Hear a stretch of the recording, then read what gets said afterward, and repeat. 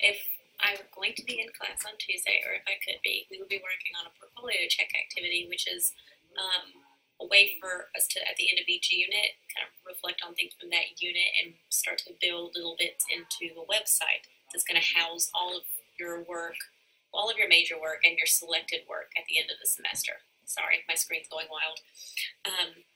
So basically, this is a putting stuff on the site activity. It's designed to help you reflect, select, pull things from each unit, build that portfolio content so it's ready to go at the end of the semester. Feedback for these portfolio checks are entirely up to you. You're required to submit it to get the complete, because I want to see that people are kind of keeping up and putting things on the site as we go. If you want individual help or feedback on some of the stuff that you're kind of housing and designing and kind of building into the site, you're welcome to make an appointment, come into my office, and we'll pull up your website and look at it together. Or when you submit your link at the end of the activity, you can write a quick description that says what you need help with, or what you're worried about, or what you think maybe went wrong, or questions that you have, and kind of let me know where you are, so it kind of guides me in being able to look through your site and figure out how I can help. Okay, so you can request feedback on that. Okay, so I'm going to show you from a sample Wix site how to make or add some of these pages. So in this top corner, you remember when we kind of went over this, you can go to manage pages, and right now I've deleted everything, so I've just got one page, my about page, which is my home page. When you go to add new pages, you go to add page at the bottom, then you can rename it. So I'm going to call this one Inquiry Project Done, and I'm going to call this one rename,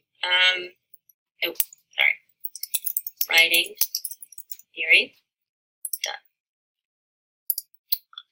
And I'm going to call this one Coursework Reflection. You get the idea. Okay.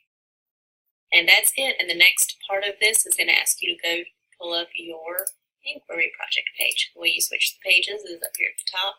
Select the page that you want to be on. So step one is going to be obviously to go to your Wix website. I hope you remembered your login information. What you're going to be doing is going up to the top corner, and I'm actually going to do this. So step two is just going to ask you to clean up your site. Go to your Wix site, look through your pages. If you have any weird blogs or anchors or things that are left over from or tabs, things that are left over from your original template, go ahead and get rid of those.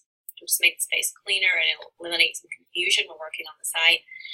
Step three is to pull up your inquiry project page, the one you just created, and add the following.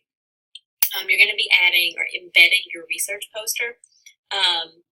One of the easiest ways to do it is to take a screenshot of your poster and add it as an image, or you can embed it the way that we talked about. If you need help with that, you're welcome to ask me in class how to do that. I've included two samples from students, previous students, how it might look on the site, just as a picture, and along with their paragraph. The paragraph, you're going to add about 100 words that just give some context to someone who would be seeing this poster from the perspective of being outside of the class. It explains what the purpose of the assignment was, the rhetorical context is. So for you as the creator, what genre were you working with? What tone did you have? What was the purpose of your poster? What were you trying to do with it?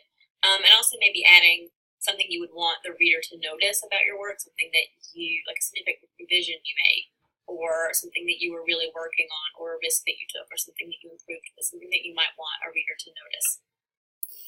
Step 4 and 5 are going to be the bigger part. At the end of the semester, you have to create a coursework reflection, which goes through the whole semester. I think it's hard to do that at the end of the semester and look through an entire semester of work. A lot of times when you don't remember some of the stuff that you're looking at.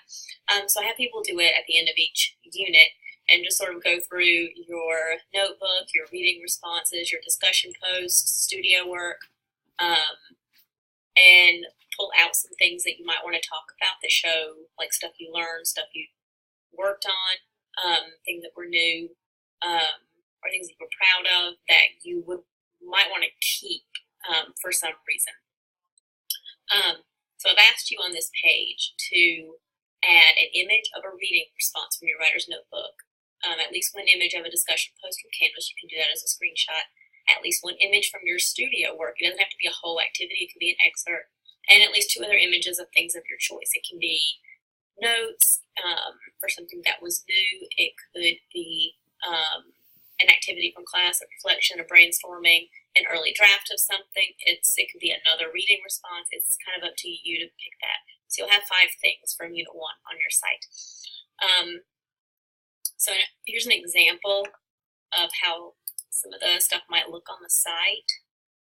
So ignore all of the text, that's still coming, but how the images look so that they're readable on the page. And I think she did this using the gallery function. And she has some stuff from Canvas, pictures from her notebook. She's got early drafts. So here's an example of how some of your work might look. Step 5, for each one of those things that you've added, you can add more if you want. You're keeping it for yourself for later to come back to at the end of the semester to already have some material there. And it helps kind of keep things fresh and let you remember what it is that you did. So you're almost going to add like a little reminder to yourself, like maybe 50 words to just tell yourself, like, here's what the activity is, here's what I'm archiving it for. So it could be that it contributed to your thinking, either about writing or inquiry in some way. So writing could be like ownership of writing choices, like rhetorical knowledge, the myths we talked about, rhetoric and communication, genre stuff, being flexible as a writer, taking risks, writing situations, good writing, all of that stuff. Inquiry we've done a lot with. Talked about .com sites and how to use tertiary sources and Wikipedia and content farms and evaluating the internet and thinking about bias in new ways and personal research choices and methods for finding sources and approaches to the research process and all that fun stuff. So you might have something that relates to one of those things. For instance, if you're thinking about, if you learn something about writing situations, and audience and purpose and genre and things like that, how they're different, you might archive an image of a discussion post for a reading response on writing situations, or a discussion post for a reading response in your notebook. If you learn something about content farms, you might archive an image of the class activity that we did or the prep that we did with content farms. The learning doesn't have to be necessarily brand new, but it can be something maybe you have heard before, maybe we talked about it in a different way, expanded on it. It's okay, it doesn't have to be a big thing, like I learned all about writing situations. It could be something really specific that we talked about with genre features or with audience that maybe you hadn't thought about before. And that is it. This is due Thursday, 9/27. So when we come to the library next Thursday, that will be when you might be able to ask me questions about things dealing with this activity. Then you have to submit the link for me by midnight.